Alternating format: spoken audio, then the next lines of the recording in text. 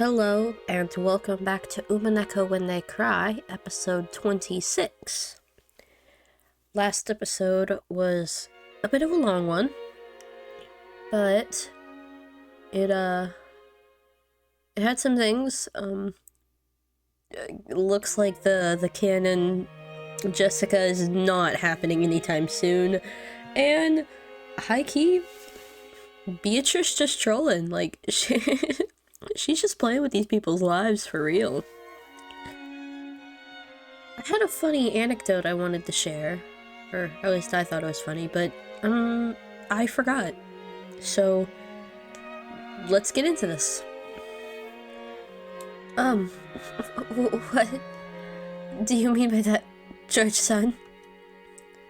I mean what I said. I still haven't built up my castle. Huh? Once I manage to do that, I'll finally be able to think of myself as an adult. Buddy, you're like 23. You have been an adult. It's okay. When that happens, I want to marry you. That's, but my heart won't let me do that anymore. What? Uh-oh. Is this because Canon destroyed the brooch?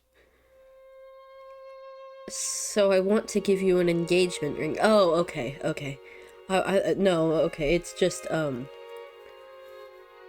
not that. He doesn't want to wait to commit. Engagement, you say? But, I am furniture. Oh, right, that.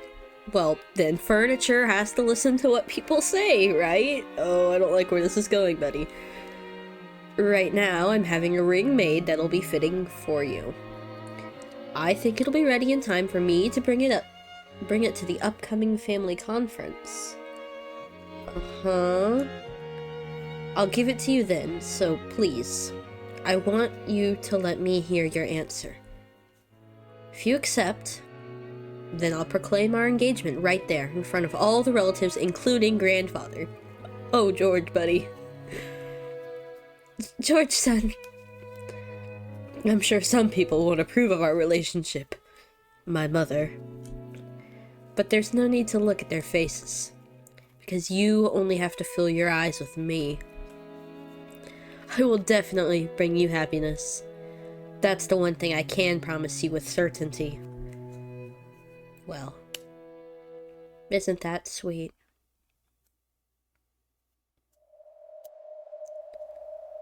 Uh-oh. You know, it's not good when we see these butterflies.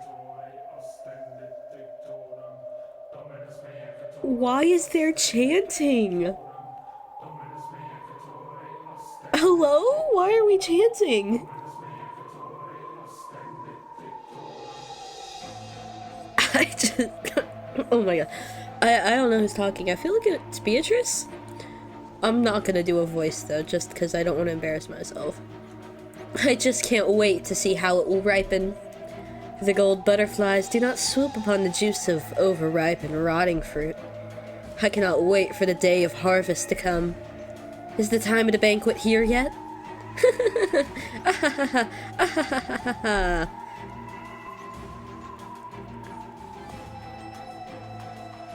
Hello? Oh. We had this whole intro build up for the smallest scene ever. The first day, October 4th, 1986. No. Nuh-uh. Nuh-uh. We're not doing this again, are we? Oh my god. They'd eaten breakfast at a coffee shop in the station building. By chance, the inside of the shop had been decorated with Halloween colors, since it was October. Maria had seemed to be awfully pleased with that. For quite some time, she talked loudly inside the train about wanting to have a Halloween festival, without caring that she was attracting the attention of others. Halloween is popular in Europe and America, but people aren't that familiar with it in Japan. The shopping district was colorfully decorated with orange pumpkins, but the costume parades of children demanding sweets and saying trick or treat were nowhere in sight. I want a Halloween festival! I don't want to wear these clothes, I want to look like a witch! The family conference isn't for playing. We're going to meet grandfather, so you have to dress up nice. While it wasn't completely full inside the train, it was really packed, with almost all the seats occupied by passengers. Maria was making a fuss among them, stomping her feet on the seat while Rosa scowled at her. Rosa had warned her many times to lower her voice, but Maria hadn't obeyed her at all. Once Maria got like this, no matter how much she tried to explain the situation or calm her, she wouldn't listen. Before, Rosa used to pamper Maria and give in to her at times like this, but that had probably been a mistake. Surely, Maria had gained the mistaken impression that throwing a tantrum long enough would make her mother give up and do what Maria said.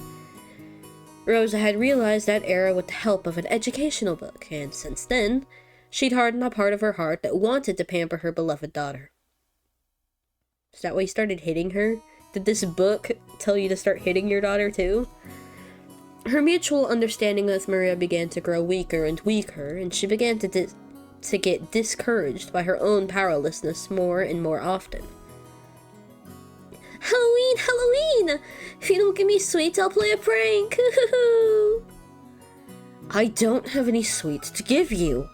We just ate breakfast. If you don't give me sweets, I'll play a prank! If you don't give me sweets, I'll play a prank! Ooh! A stout old woman who was sitting nearby as Maria stomped her feet picked the candy out of her handbag and held it out to Maria. Ooh, I got a sweet! I got a sweet! Look, look, Mama, Mama! Happy Halloween! Did she say that in English? Happy Halloween! Hey, Maria, you can't just accept sweets from strangers, right? Give it back. Oh, no, don't worry about it. Oh, she's such a spirited young lady. How old is she? Maybe there was no malice in the old woman's words. However, Rosa seemed to find that remark extremely humiliating. Maria, haven't I always told you not to accept sweets from strangers? but the white van! She gave it to me. No, it's mine. Let go of it. How many times do I have to tell you to do what Mama says? It's mine. Mine. I'm gonna tell you guys right now, I did not miss doing Maria's voice. No offense to Maria, of course, it's just I had to give her, like, the most annoying one to do. Oh, don't I always tell you not to say ooh? Did you just hit her? Oh my god, Rosa in public? Rosa reflexively hit Maria violently on her cheek. Oh my god! In a flash, Maria started crying loudly. Rosa immediately took the candy from Maria's hand and pushed it back towards the dumbfounded old woman sitting next to them. Please do not just give sweets to my daughter. I'm so sorry. Breathing heavily, Rosa once again held the candy out to the old woman. After getting flustered about what she should say for a few moments, perhaps the old woman realized that her actions may have troubled this parent and child, and she accepted the candy back, apologizing.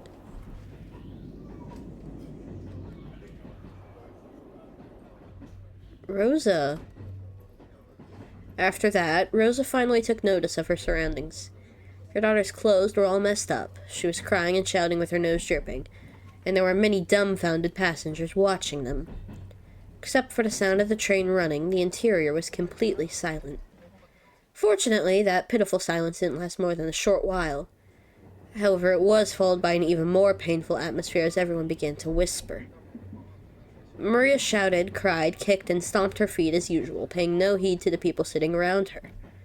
Impulsively, Rosa tried to slap her again, but she noticed the cold eyes of the people in the train, and couldn't. Yeah, lady, come on. Why are we like, geez? That's your daughter. When the train stopped, Rosa forcibly pulled Maria's arm and got off, almost dragging her daughter along. Maria didn't stop crying. Oh, Rosa took her to the end of the platform and hit her cheek again. Stop hitting her! Oh my god, this is why you died on the first Twilight. At the moment she was hit, Maria stopped crying for an instant, but before long, she shouted and cried even more than before. Overwhelmed with emotion, Rosa grabbed the nape of Maria's neck and dragged her, tugging at her hair.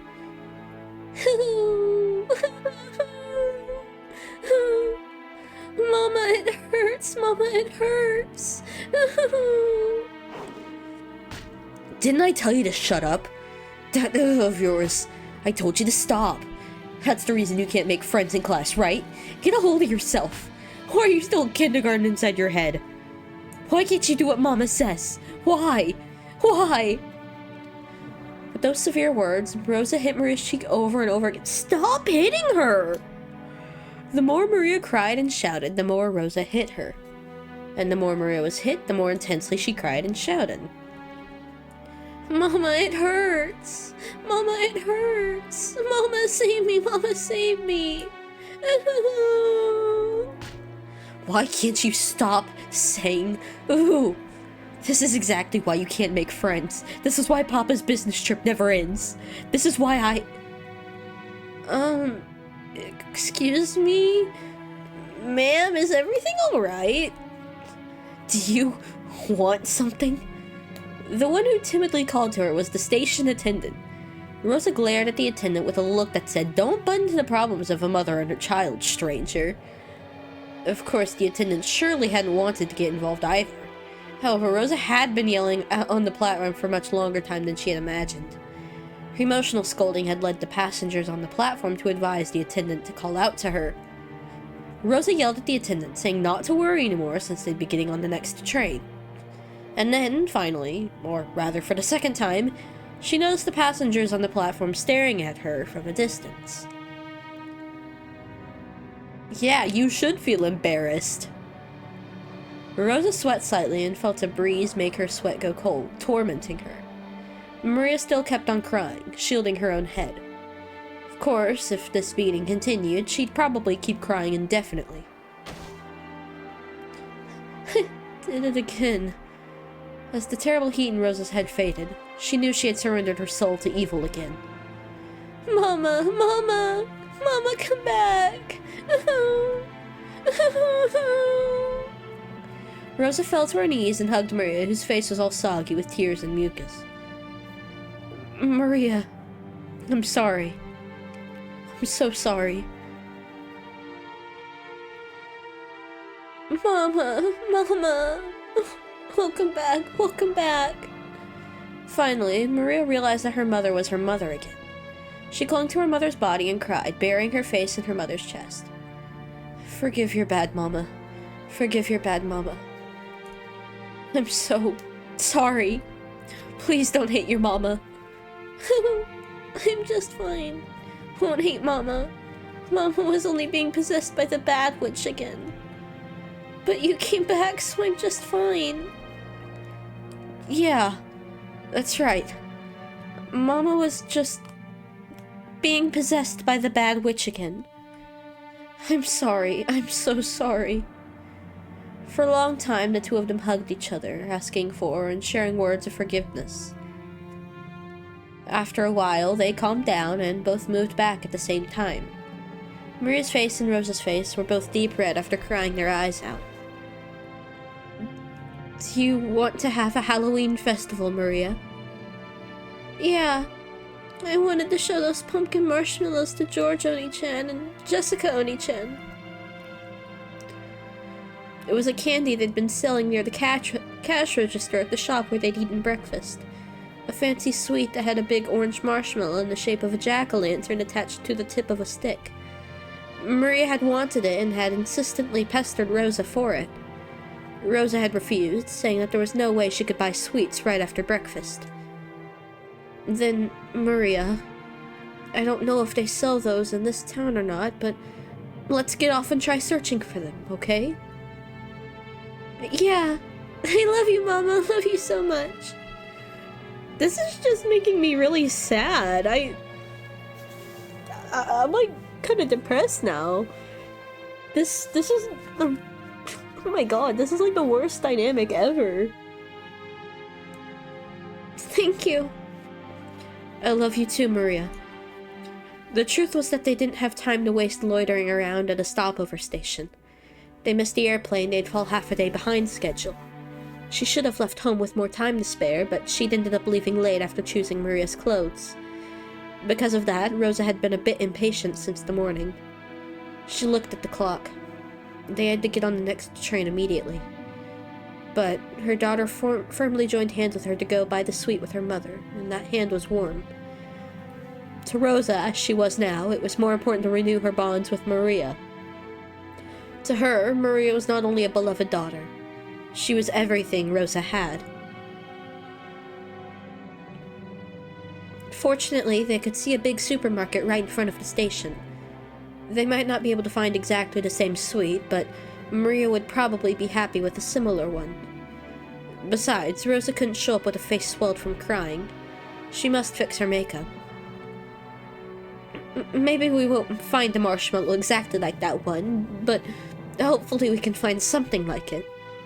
Let's buy some and surprise all your cousins, together. Yeah, as long as we buy it together, any sweet is fine. They exited through the turnstiles of the station in this unknown town. Maria walked across the pedestrian crossing together with her mother, chuckling to herself, as though she was walking in an amusement park. Both faces were still deep red. But the two of them, mother and child, smiled warmly at each other without any restraint. Stop! It's making me sad. Where are we going now? Oh, we're at the mansion. Dear, what are you doing in a place like this? Oh, it's you. I hate this guy. It's nothing. I just find this a pleasant place to think. Till you ruined it. All of our preparations for today have been completed. Why don't we have some tea and relax while we wait? Forgive me, but I really didn't want to see you. I'm always making you handle such troublesome matters. Please, rely on me even more. I am your wife. Naturally, I'm grateful to have you always coming to my aid. That's precisely why I'm able to devote myself to my work. I understand. I understand about your work. And the topic of father's inheritance, right? That has nothing to do with you. It's nothing more than fishing for rotten meat amongst greedy siblings. It's okay, dear. Everything will go well. Your businesses have never failed to work themselves out. Natsu softly cuddled closest to Krause's shoulder. Please get away from him, please! Leave Natsu alone! Oh! She complimented Krause on his hard work, but Natsu knew better than anyone that his work wasn't going well. Krause's project was something like a seesaw where a large amount of money swings. Big investments can lead to massive payoffs, but like large seesaws, they tend to shake a lot while moving very slowly instead of showing immediate results. You know, I went on a seesaw once with my friend. Gosh, it was elementary school. Probably the younger side of elementary school, and I went on a seesaw at this park. And, you know, we were having a good time, I guess. But then we went up. Or I went up, more like it, and I basically got thrown off of the thing and fell, well, not too far considering I'm still alive and I didn't break any bones, but I did fall a quite large distance, several feet, and man, that's the only time I've ever been on a seesaw. It's like the time I went on a roller coaster. Gosh. I somewhat have a fear of roller coasters, and I'm blaming it partially. When I graduated, I'm putting that in quotes, from preschool, I went to an amusement park with my friend and her parents, and we went on this one roller coaster, and seeing as I was, you know, freshly graduated, like, I'd say I was about 5, maybe I was 6.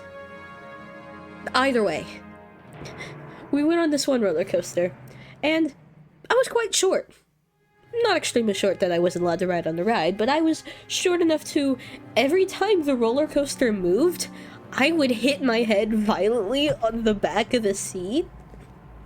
And so my friend's dad ended up having to put his arm behind my head so I wouldn't, you know, get like a whiplash or a concussion or something.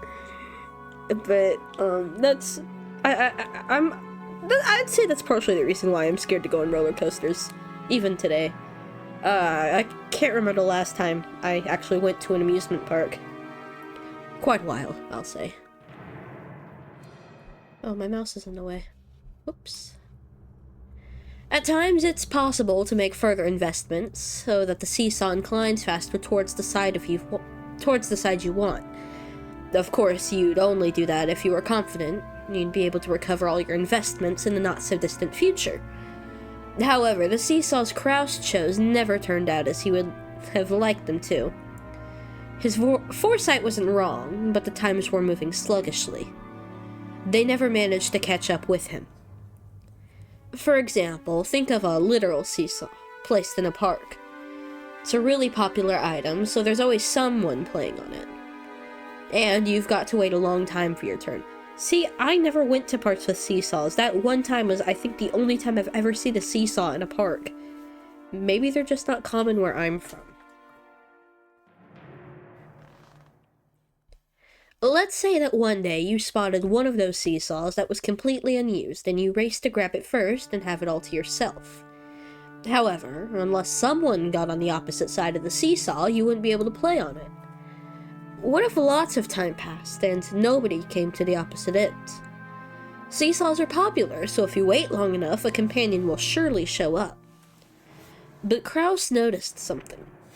The weather's getting worse, so nobody's coming outside to play. But seesaws are popular, so someone will surely come eventually.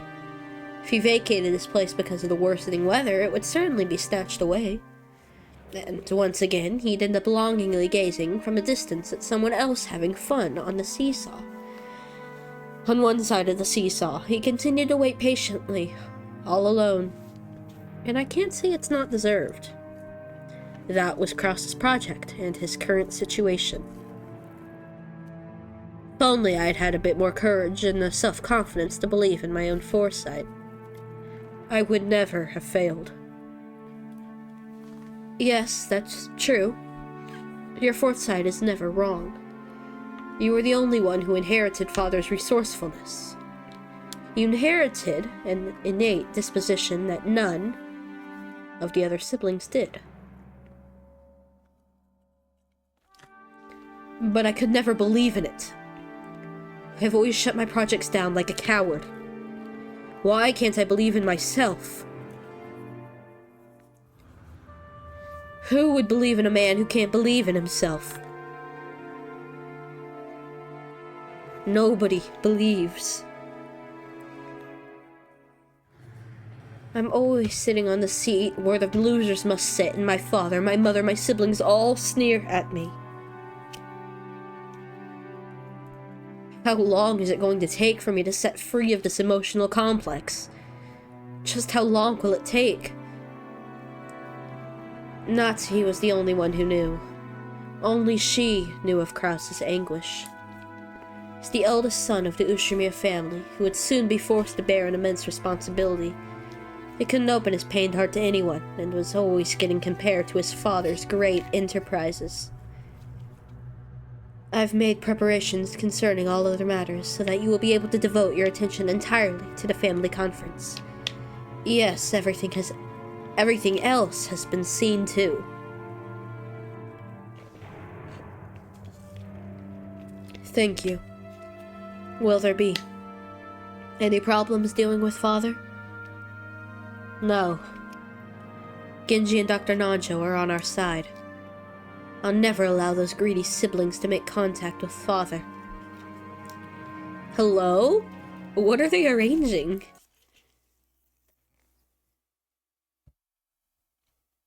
Oh. Oh! No! No! Stop! This is my worst nightmare. This is my worst nightmare. Oh, I go to sleep at night, and I have nightmares, and Goda's always there. Why is he talking like a YouTuber? Hey, Goda here. Hello, Goda here. Yes, please leave it to me. I'm anxious to put my skills to work for the big annual job. In the kitchen, is he like hyping himself up? Is he like rehearsing what he's gonna say? In the kitchen, multicolored ingredients were gathered at the preliminary arrangements. And the preliminary arrangements were promptly being started. Even though it was still morning, the ingredients for dinner were already in saucepans and steaming. Normally, he had to deal with several assorted matters, but on the day of the family conference, he could devote himself entirely to cooking. To Goda, who was originally a chef, this was surely the greatest gala occasion of the whole year. Yes, dinner will be calf steak. A wonderful cut of meat is already anxiously waiting for tonight in the refrigerator. Please be sure to look forward to dinner. It was rare for Goda to be in this good of a mood towards his fellow servants. Goda bragged about being the Ushimiya family's personal chef, and knowing he was considered worthy to display his excellent cooking at the family conference was his greatest honor. Understood. I will leave everything to you. Also, is Kumasawa there? Kumasawa-san? I happened to see her earlier, but she is not here. Perhaps she went to get things ready in the guest house. She loafing around again? No, it is fine.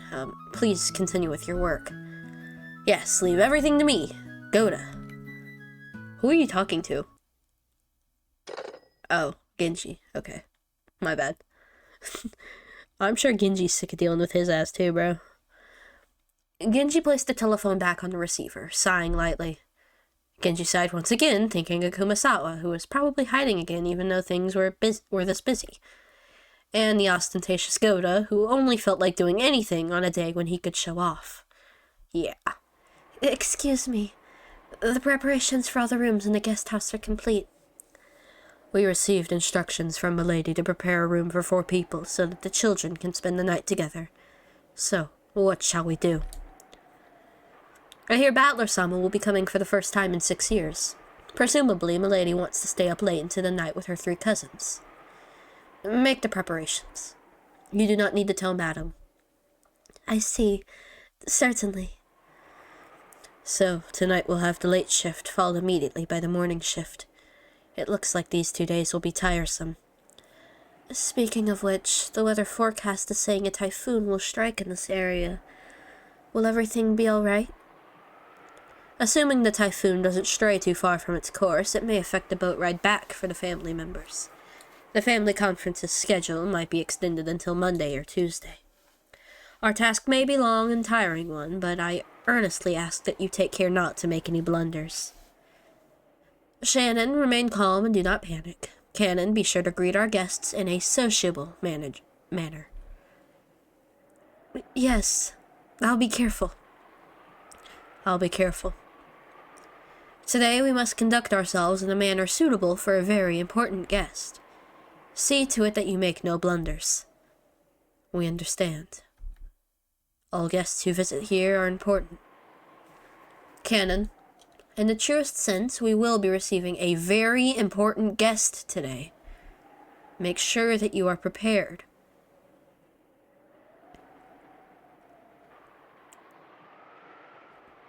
Is this very important guest Beatrice?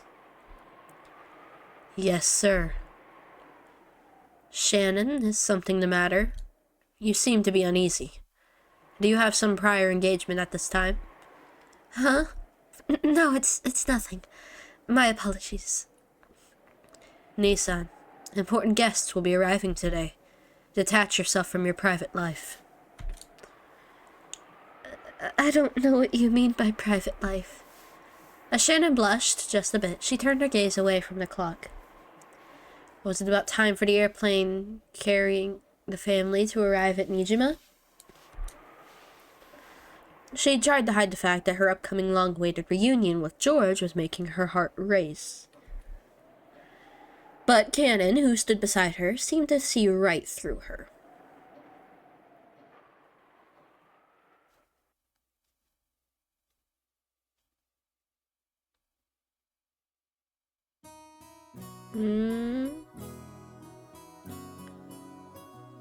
You know, I haven't seen Battler in several hours.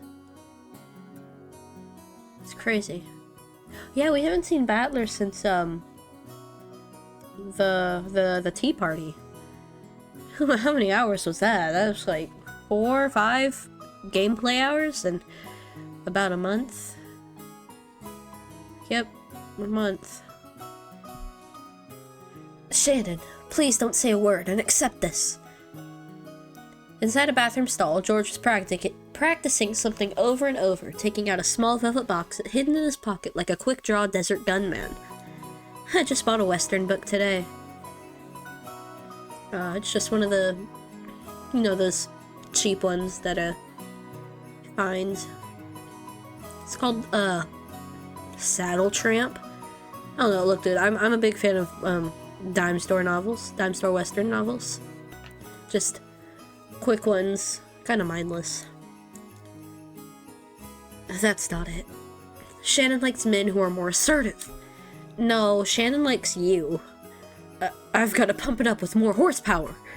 Shannon, put this on your ring finger. That's in order, okay? If I don't say it properly, then it's on the left hand, maybe she'll put it on her right hand. No, Shannon isn't that ignorant. But unless there's some room for her to express her free will, that'd be a little, As he crossed his arms, muttering, someone knocked on the door. George was snapped back to reality. Hey. Oh my god, it's Rudolph! I kinda miss this guy.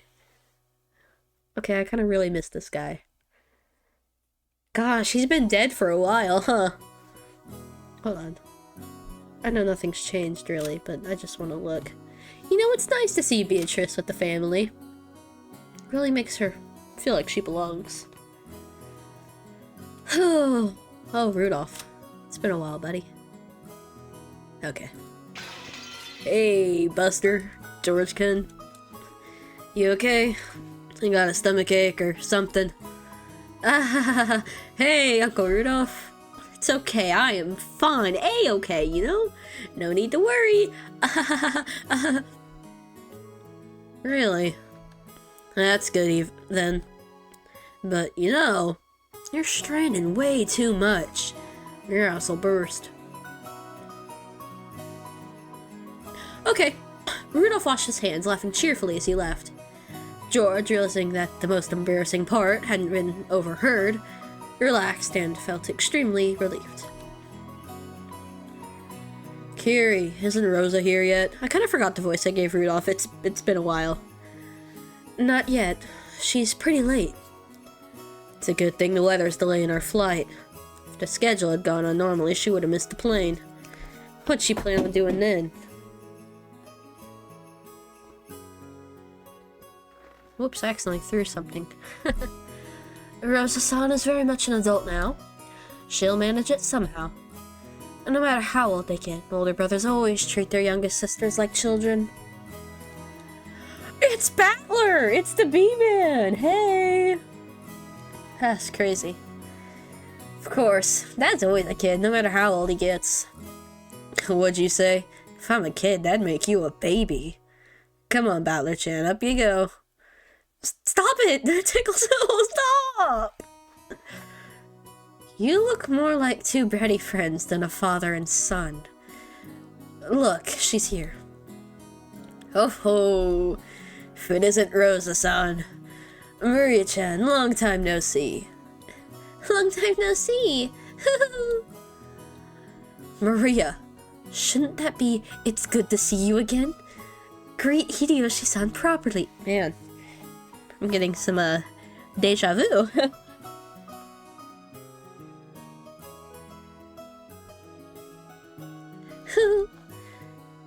It's good to see you again.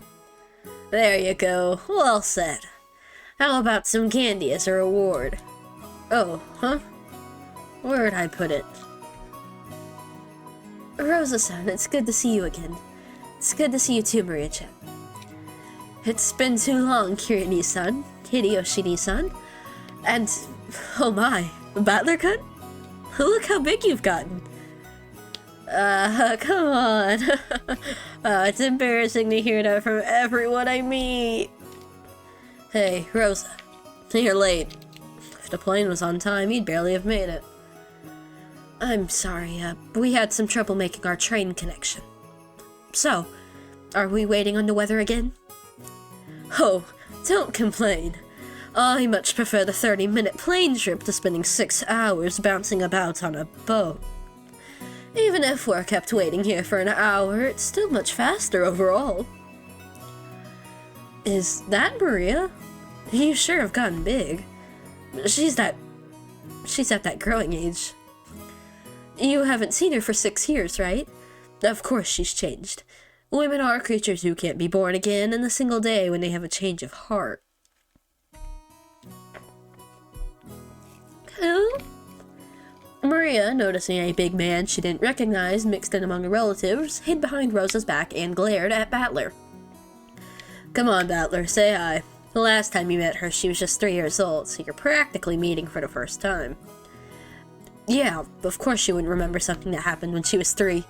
Hey, Maria, long time no see. You sure have gotten big. Are we like rehashing this entire thing? Am I getting an Umineko Endless Aid experience? Maria, this is Battler Oni-chan, Rudolph Nissan's son. Understand? The brother is the son? She was obviously on her guard. After all, it was hardly surprising that she'd been scared if a large guy like Battler suddenly started speaking frankly to her. Battler noticed that as well, and thought of various ways he might approach her. Then he spotted the candy she had in her hand. It was the jack-o'-lantern sweet Rosa had bought for her.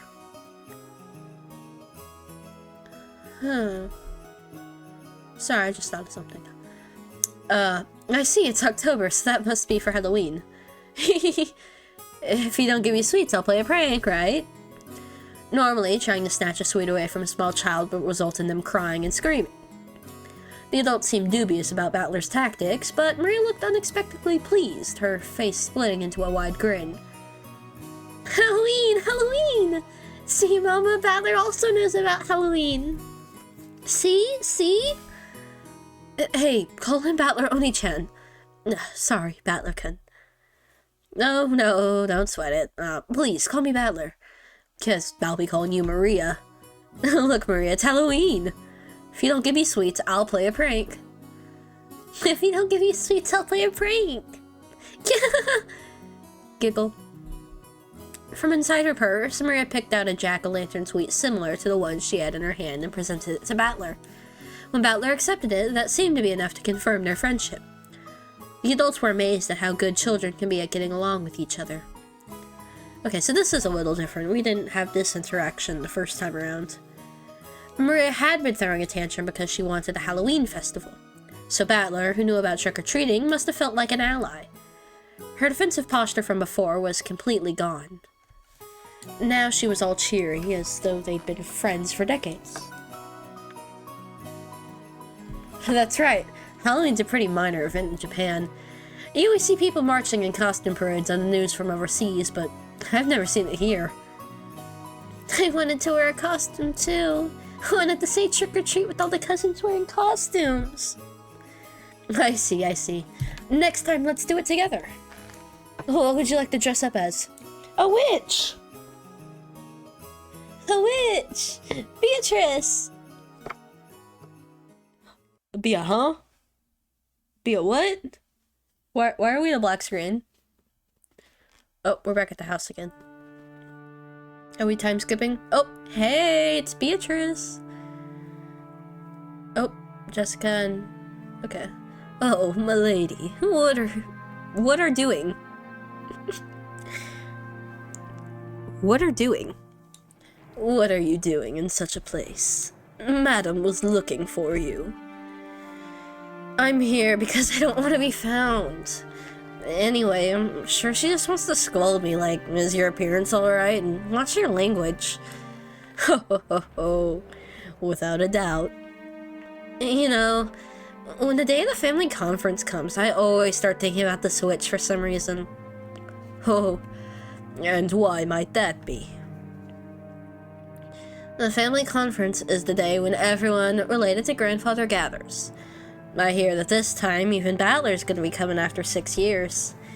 What if, just like that, some relative who hasn't shown themselves for several decades suddenly shows up? That's what I'm always thinking about. Oh, could a relative like that exist? I mean, Beatrice-sama, nobody knows her background. Could she be grandfather's mistress from long ago? What if one of her descendants suddenly appears and tell us to return the gold we were given or something? Ho ho ho ho ho ho. Kurao-sama and the others will probably discuss the master's inheritance problem this year too. Once they get so fired up talking about the witch's gold, one could hardly be surprised if that witch herself were to show up, yes. Kumasawa-san, I guess you keep quitting and getting rehired, but you've been here as long as Genji-san, right? You know more about Beatrice, don't you? Who knows? Ho ho ho. Even if I try to remember, this old woman here can't even recall what she had for breakfast this morning. Kumasawa-san, you're always dodging with those excuses, but you know something, right? Sometimes you feel kind of devious, like you know something and you're laughing behind our backs. Oh, that's harsh. I don't have any secrets. The only thing I can say is that Beatrice-sama is the Golden Witch, and that she is the other master who controls the night of this island. Okay, now you're just repeating stuff Grandfather said. It must be a pain to play along with Grandfather's crap even though you get paid for it. However, I can say this much. What? In ancient times, Rokenjima was feared and called Azukishima, Azuki Bean Island. The Azuki is said to be a corrupted form of Akajiki, and in fact it was called Akajikishima, Evil Appetite Island. That is what is told among the fishermen. I've heard about that before. Supposedly there's lots of sunken rocks and shipwrecks around here, so the fishermen got scared and stayed away whenever they could, right? Evil spirits settled down in the Akujikishima and have continually eaten the souls of people since ancient times. Quite a few people lost their lives because of this island. And then that monk, the traveling Shugenja or whatever. Oh wait, sorry, this is Jessica. And then that monk, the traveling Shugenja or whatever, built that shrine, reposed the souls, and settled them there, right? Sounds pretty crazy though. And that shrine for the repose of souls was destroyed by an eerie, violent thunderbolt this summer, which tore up the darkness of the night. Huh.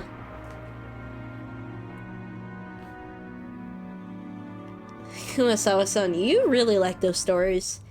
Okay, sure, it'd be pretty creepy if a thunderbolt took out a shrine, but, well, it was all worn out from the start. And maybe it just got washed away by some big wave. The evil spirits of Akuji Kishima awoke from their slumber and summoned Beatrice-sama. If Beatrice-sama happens to pay a visit to the family conference, if she does... Kumasawa fell silent for a moment. Jessica was pressing her to keep going so that the gap felt strange and eerie. When Kumasawa noticed that she had Jessica plenty scared with her silence, she grinned broadly. Well, now I wonder what would happen. Ho ho ho ho ho. Aw, fuck you, old lady. Whoa, that sounds great. Of course. Won't you be able to do better at work? If you get a chance to enrich your heart by living a good life every once in a while? Yep. Can't live right unless both your wallet and your heart are enriched after all. Sure, I'll keep that day open. Go ahead and make your reservations. Okay. Don't even think of missing it. Yeah, I'm counting on you. I love you, Kiri. Oh.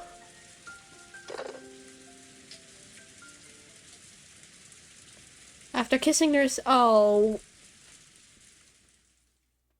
Stop it! Stop it! Knock it off! Quit! Oh, that's really cute. Stop! Oh! God damn it. After kissing the receiver, Rudolph hung up. Before his seat, there were several executives with their sleeves rolled up, eagerly awaiting the end of that phone call. Sorry to keep you waiting. Have we heard anything from the States yet?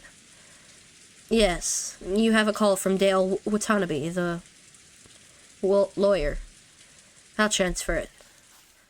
On the whole, how's it going? Well, there does seem to be one unfortunate matter. It appears the other party has no intentions of withdrawing from the trial. I guess there's no fooling them.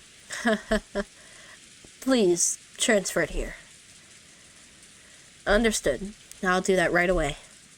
The executive ordered that the external line be transferred to the secretarial office. At once, the phone in front of Rudolph rang. Hey there. Hello, hello. Sorry for the wait, Ushirmiya speaking. Thanks. How's it going on your end? Hello, President Ushirmiya. Let's skip the pleasantries and jump into the main issue. I've got good news and bad news. Which would you like first? Bad news. Might as well start with the bad. I hate fighting when there's no dessert. Very well. The bad news is that the other party is getting ready to prosecute. Just a few days ago, a similar trial resulted in a decision in favor of the plaintiff. The defendants were using roughly the same arguments we planned to use, but they were rejected in every case. I'm afraid to say it, but if we face the courtroom as we are now, it's extremely likely that each one of our claims will get rejected. So that trial ended up being a total bust after all. And I thought their position was even more solid than ours. That hurts. Okay, what about the good news? I managed to contact the executives of the other party. I explained the situation we're in, told them we have no intention of tarnishing their brand's image, and managed to get an understanding. They'll send us their terms over the next few days, and if these are carried out, they promise to withdraw their charges. This is their proposal according to the number 2 man on their board of directors. Your impression? To be honest, I expect their terms will be extremely severe. We estimate that changing the company name and the brand name will be inevitable.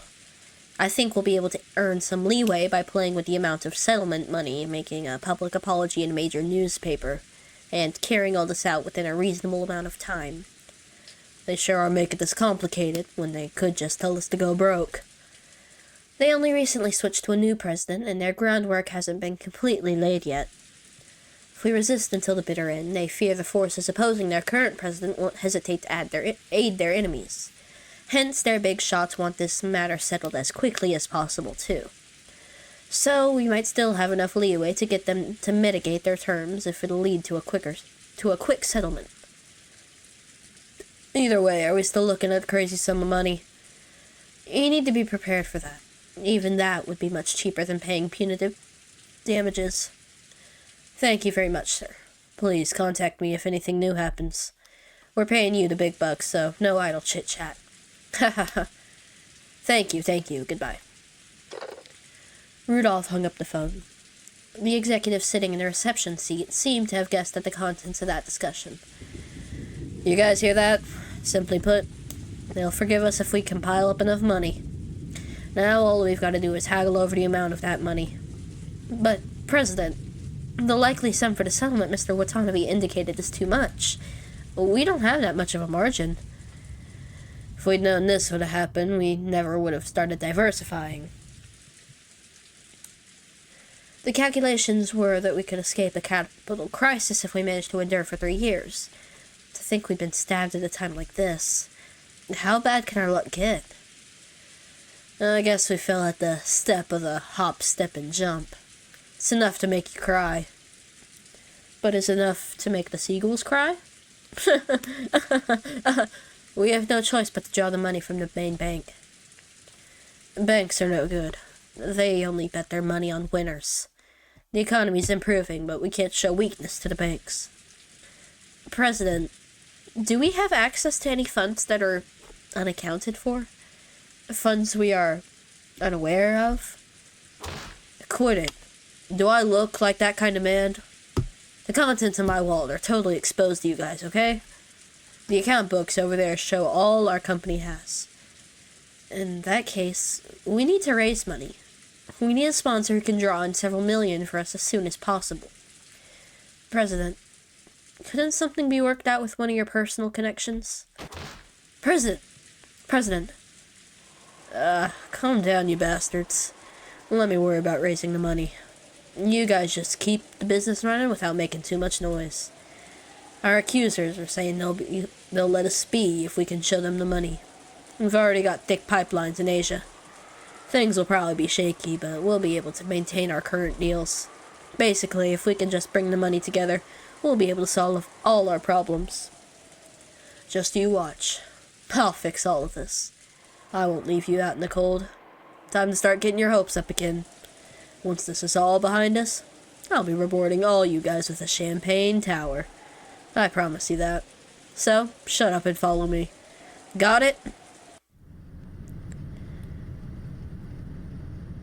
The airplane suddenly shook, probably due to turbulence. Rudolph was jostled awake. He'd woken early that morning and ended up drifting off to sleep while resting in his seat. You okay? Are you sure you aren't still pretty sleepy? After all, it seems you've been really busy with work lately. Being busy with work is nothing to complain about, right? Once I've got nothing left to do, it won't be long before we're out in the cold. Good point. Now that even Battler comes back, we'd be looking at worse than just the two of us going around begging. Yeah, our family's all together again for the first time in 6 years. So, the leader of our family's got to give it his best if we want to spend some time alone together. When he looked out the window, he saw that the airplane had already started to drop in altitude considerably. The fishing boats, which had only looked like black grains a short while ago, were starting to become clearly recognizable. If I could prostrate myself before Father and get 10 million yen every time he slugged me, I'd do it a dozen times. Or maybe he could just go and die already. I've always depended heavily on his financial support, and now I'm after his inheritance. I'm headed straight to hell. I can hardly complain if Father doesn't want to meet the man I've become.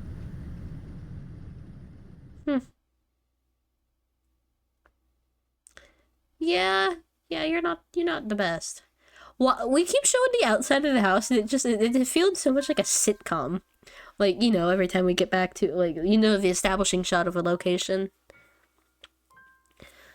Anyways, I think I'm gonna end off here. I mean, we made some groundwork on the first day. Again. And